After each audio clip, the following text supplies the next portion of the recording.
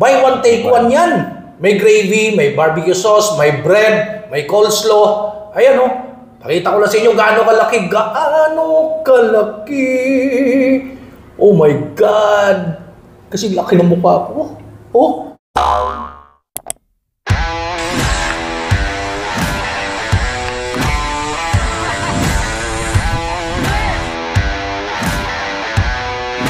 Are you ready?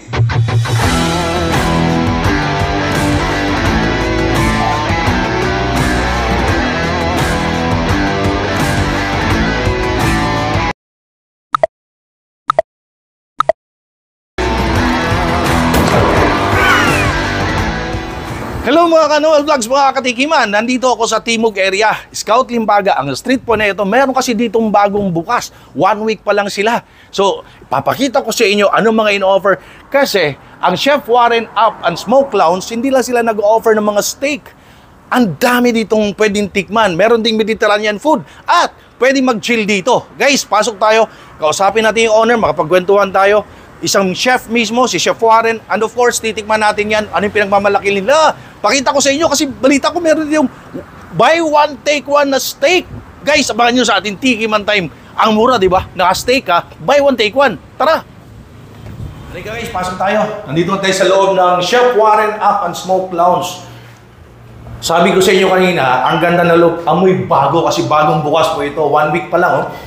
Para bang bumili ka ng sapatos tapos amoy bago. Ang sarap sa pakiramdam, parang ikaw na una. So, ang laking pasalamat ko, tinawagan ako ni Chef Warren, yung owner nito, dahil ako talaga nauna. So guys, pag nalaman nyo to, i-vlog nyo na din, punta kayo dito. At saka syempre, tikman nyo, punta kayo dito. Ngayon, makapagkwentuhan kayo ni Chef Warren. Chef, magandang araw po, magandang hapon. Nice meeting you again. Nagkita tayo ulit. Sa hindi po nakakalam, no, na-vlog ko siya dati, ang kanyang pwesto ay Tagong Kainan sa Muñoz. Kung kayo ay talagang followers ko, alam nyo yan. Yes, at yung pwesto na yun, literal na nakatago. Ang hirap. So, kumusta? Okay naman, sir. Ito, nakapag-start uli ng panibagong negosyo. So, yung sa Muñoz, binitawan na natin eh. So, nag-upgrade na tayo na hindi na tago. Nasa daanan na tayo. Congratulations! Sir, thank you again. Thank you again. At first, dahil hindi na nakatago ang pwesto mo, nasa, kumbaga, prime na lugar, nasa Timog, Quezon City, Scout Limbaga. Yes, sir. Ano ba exact address ito? 117 Scout Limbaga Street, Quezon City, Timog. Okay. Malapit sa Kamuning na, bandang Kamuning na to. Oh, yun. So, again, number 117 Scout Limbaga Street, Timog, Quezon City, ang Chef Warren Up and Smoke Lounge. At congratulations again dahil mayroon kang bagong binuksan sa bagong pwesto, magandang lugar. So, Chef Warren, palakpakan natin. Thank you. So, Chef Warren, sa panahon ngayon na merong Facebook page, meron ba kayong Facebook page? Yes, meron sir. Chef Warren Up and Smoke Lounge, yun po yung FB page namin. Pag may gusto mong mag-inquire, check nyo lang po yung FB page namin. Ayun, so kung gusto nyo makita yung mga in-offer nila, ilalagay ko yung Facebook page nila, ito yon. Follow nyo, tapos check nyo yung cravings nyo na steak, Mediterranean food, Filipino food. Marami tayong choices. Offer dito, may pasta. And ayun, Facebook page nila. Sundan nyo yan at check nyo. Tawag kayo dyan, inquire kayo. At ngayon, Chef, ano-ano ang mga ino-offer bukod doon sa mga nabanggit ko? Itong bago mong binuksan. Meron tayong smoke dito. Yung smoke brisket, beef, smoke pork belly, then smoke wings. Kala ko kasi nakalagay smoke lounge. Ang pumasok sa isip ko. Hindi, totoo ha. Totoo to, sinolo to. Kanina kasi pagdating ko, smoke lounge. Pumasok sa isip ko parang vape. Pwede rin. Pwede lang yan, di ba? Pero, idea din na. Pwede naman. Diba? Oo, pwede. Pero, to make it clear, kaya sa smoke lounge kasi smoke pork, mga ribs, mga beef belly, mga brisket, mga ganon. May pasabog ka ha? Bagong open mo, pasabog niya, buy one take one yung steak. For 1 month yun sir. Yung promo na for 1 month natin na opening promo. So ano yun? T-bone? Yes, T-bone po. Tapos porterhouse? Yes, porterhouse po siya. Magkano yung presyo? Yung sa T-bone po natin na buy one take one is $379. Yung porterhouse po natin $399. Bali, Australian steak po siya. Hindi siya local Oh, yeah. Ang mura nun. USDA. Yung ribeye natin, USDA. Pero hindi siya kasama sa buy one, take one. Pero ito ha, tandaan nyo guys, yung kanilang porterhouse, T-bone steak, buy one, take one. It comes with? Garlic bread, then salad na coleslaw. Yun yung mga in-offer niya. At bukod doon sa mga steak, may pasta, Filipino food, Mediterranean food. Kasi sa mga hindi po nakakalam, si Chef Warren, dating chef sa isang royal family sa Dubai. Yes, sir. Tama po? Bali ako po nag-handle ng pagkain po ng pamilya. So, sa palace po. Kaya po tayo nandito, sumusuporta po ako sa mga SMEs, small, medium entrepreneurs, mga kababayan natin nagninegosyo, lalo na sa mga chef, mga kusinero, no? Bilib ako dyan. Kasi yan ang mga taong naghahanda sa atin ng mga masasarap sa ating mga hapagkainan. At yung mga kusinero, yung mga chef, lumabas sa kanilang mundong ginagalawan, sa box ng ginagalawan nila at nagtayo ng sarili nilang negosyo. Kailangan namin din talaga minsan sumagal. Kasi hindi naman, bali, kung tatagal kami sa gano'n na, sa amon lang, so ang yumayaman yung mga amon namin. Yun yung ano, so kailangan namin sumugal sa negosyo talaga. Kailangan mong mag-sacrifice din. Kaya bilib ako sa iyo, Chef. Kasi nakita ko, nalaman ko, hindi lang dito merong Chef Warren, no? Meron dati sa lumalabas sa Waze, Yes, Pampanga. sir, sa Pampanga. Yun nga po eh. Sabi ko, balang araw makakapagtayo ako sa Quezon City nito. Sa Angeles City po yun. So hindi akin yung pangalan ko lang ako nag-concept. Kasi may financial ako na Koreano, sila nagpinan sa akin. Yun nga po, medyo nagkaanoan. Sabi ko, uwi na ako ng ano. So, tatayo ko uli yan, itatatag ko uli yan ng Chef Warren Up and Smoke na yan. Yun. Dadali ko sa QC yan. Yun. Kaya finally, andito na. Yes, sir. Hindi na natin kailangan pumunta ng Pampanga. Nasa Metro Manila, nasa Quezon City na. Kaya nga, kala ko naligaw ka, sir eh. Kala ko napunta ka ng Angeles eh. Pag-waste ko kanina, Pampanga. Layo. So finally, I'm here. Guys, suportahan naman natin please. Pumunta kayo dito sa Chef Warren Up and Smoke Lounge. Again, hindi vape ha. Smoke beef belly, smoke. ribs, mga smoke na mga meat. Yeah. Nandito, marami siyang ino-offer na abot kamay sa ating mga Yes, bulsa. maraming choices. So, kung ayaw ng steak, meron tayong Filipino food. Meron din tayong Mediterranean. So, marami silang choices naman. Ayun. At kaya tayo nandito, syempre, in-invite tayo ni Chef para tikman ang pinagmamalaki niya. So, naka-steak tayo ngayon. Buy one, take one daw. Pakita ko sa inyo gaano kasarap, gaano kalaki ang serving nila. And syempre, abangan nyo sa ating Tiki Man Time. Pakita ko sa inyo gaano kasarap. Excited na ako dyan.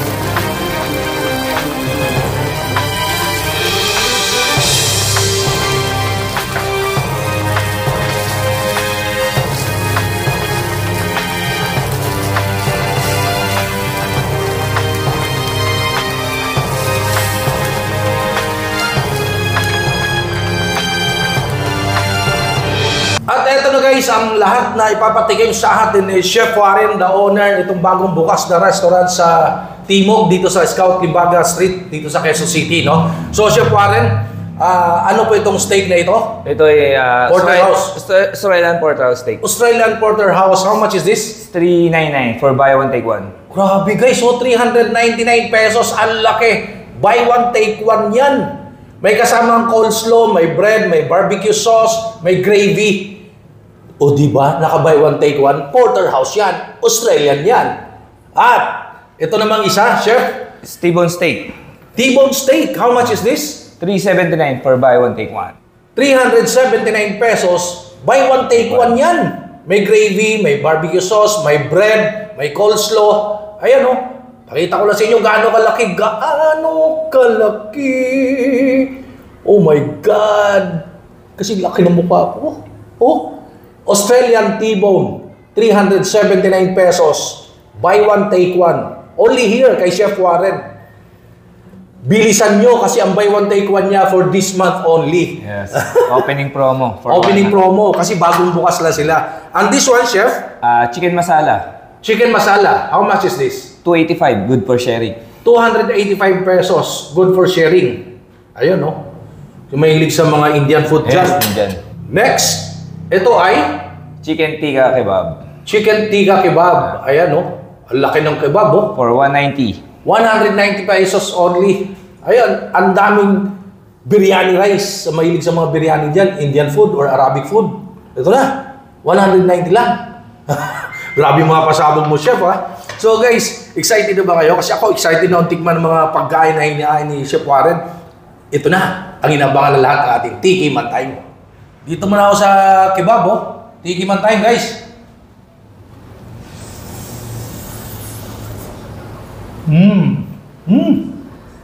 Sarap. Ang lambot ng meat, Chef. Tsaka, it reminds me of, kasi sa mga hindi nakakalam, no, galing din tayo ng Middle East nung araw. Halos ganyan-ganyan, kuwang-kuwa. Siyempre, hindi natin palalagpasin. Konting kurot ng biryani rice. Kasi masarap yung biryani rice ni Chef. Natikman ko na dati. Doon pa lang sa Tagum, Yes. Sa Muñoz. Indian biryani. Tiki Man Time.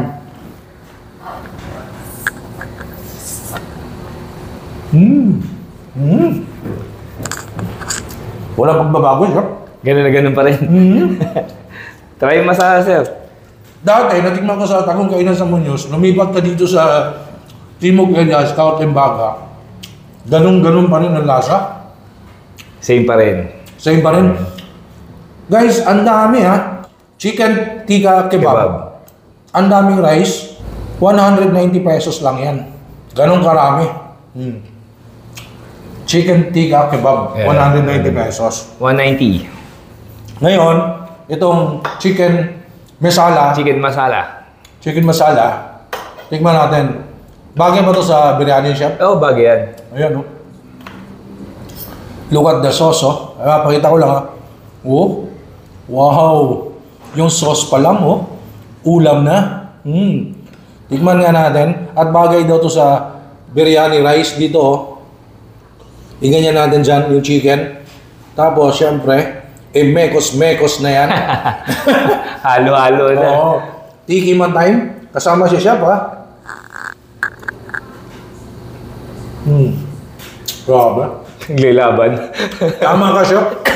Bumagay nga sa, sa biryani rice. Maglalaban yung lasa niya. Para ano, no?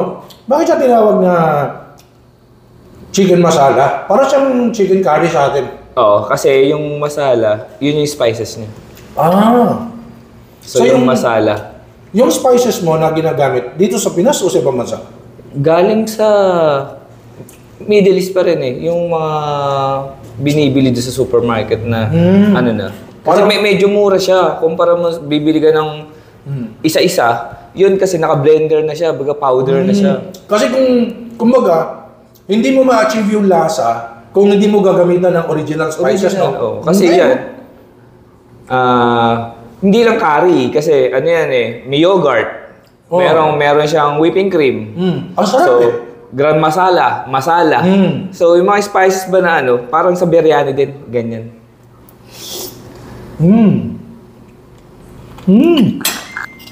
Parang ayoko tigilan. Spicy ba siya, sir? Hindi naman. For me, spicy siya, pero tolerable. Siguro dahil mahilig ako sa spicy. Hindi. Yung spicy, pagka-spicy niya, wala akong nilagay na chili dyan. Wala akong nilagay. So, yung pagka-spicy niya, mismo dun sa ano, sa mga spices niya. Kasi knowing Indian food, medyo spicy talaga yan sila eh. Yung mga pagkain nila eh. Di ba? Lalo na kung lalagyan mo pa ng chili yan, mas lalong aangang. Ito, ang lambot. Ito, buto-buto na to ha. Sarap to. Ito yung mga masarap na part, yung ginaganon mo.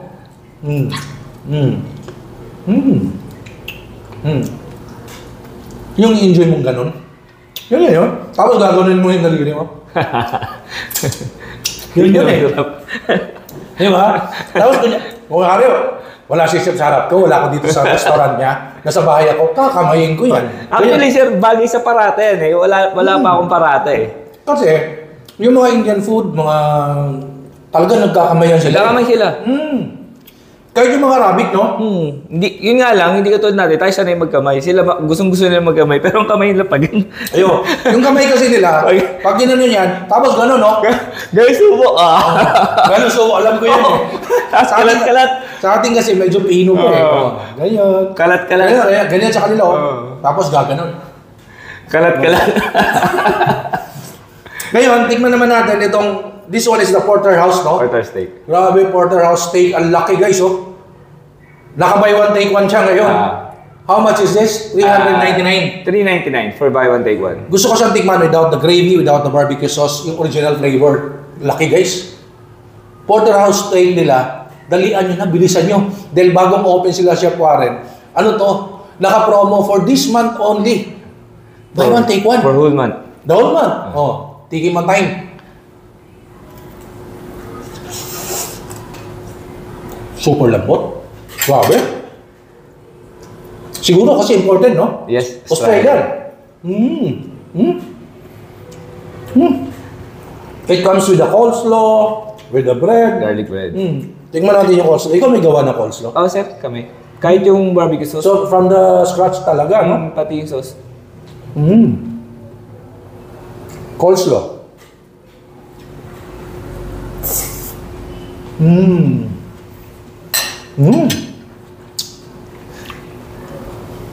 Panunaw, sir. Naku po! Ano ito? Yan. Turn na ng steak. Scotch on the rock. Scratch on the rock. Nako. Kasi guys, dito, kay Chef Warren, hindi lang masarap na steak, pasta, Indian food, Pinoy food. Meron silang per bottle ng scotch, brandy, or any liquor, no? At the same time, meron silang per shot. Yes. So, paano yan? May panulak na binigay. Scotch on the rock. Shot. Cheers. Ang tapang. Oh my God. Woo! Woo!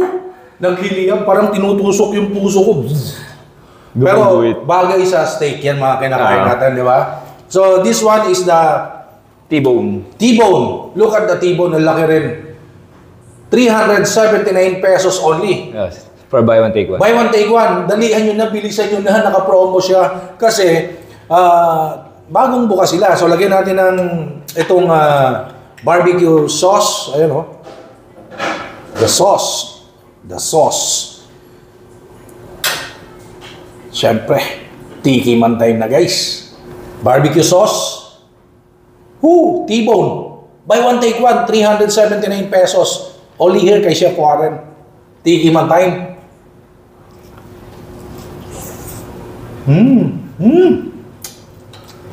Super lambot din. Dahil imported, Australian beef, no? Yes. Super lambot na meat.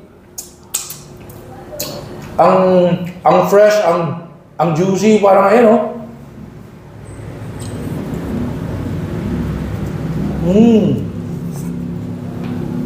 Grabe, chef. Pasabog, masarap. Kumikita ba? Kumikita naman, sir. Kasi buy one, take one eh. Paano yan? Kaya ba? Kaya naman, pero hindi naman ganun kalakihan talaga nakita na totally eh. So, konti, okay na yun.